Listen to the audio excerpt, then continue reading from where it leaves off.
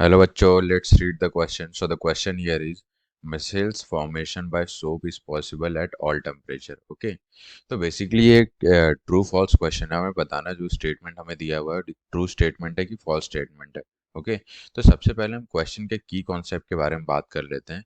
So the key concept of the question here is formation of formation of missiles. Missile का formation कैसे होता है. Okay, तो basically क्या होता है, जो मिसाइल्स होता है वो सब टेम्परेचर पे उसका फॉर्मेशन पॉसिबल नहीं होता है. वो एक स्पेसिफिक टेम्परेचर पे ही होता है. स्पेसिफिक मतलब उसके अबव ही होता है, और उसको टेम्परेचर को हम लोग क्या बोलते हैं, क्राफ्ट टेम्परेचर बोलते हैं.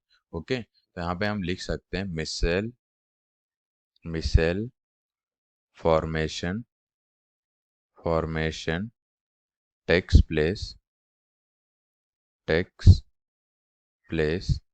above a particular above missile formation take place above a particular temperature above a particular temperature. और उस टेम्परेचर को हम लोग क्या बोलते हैं, named as craft temperature. Okay, उसको हम क्या बोलते हैं, क्राफ्ट टेम्परेचर के नाम से, जिसको हम डिनोट करते हैं टीके से. ओके, तो यही एक कंडीशन होता है जहाँ पे मिसाइल्स का फॉर्मेशन होता है. वो सब टेम्परेचर पे नहीं होता. वो एक टेम्परेचर स्पेसिफिक होता है जिसके अबव जाने पे ही क्या होता है, मिसाइल्स का फॉर्मेशन होता है. उस टेम्परेचर को हम लोग क्या बोलते हैं, क्राफ्ट टेम्परेचर बोलते हैं.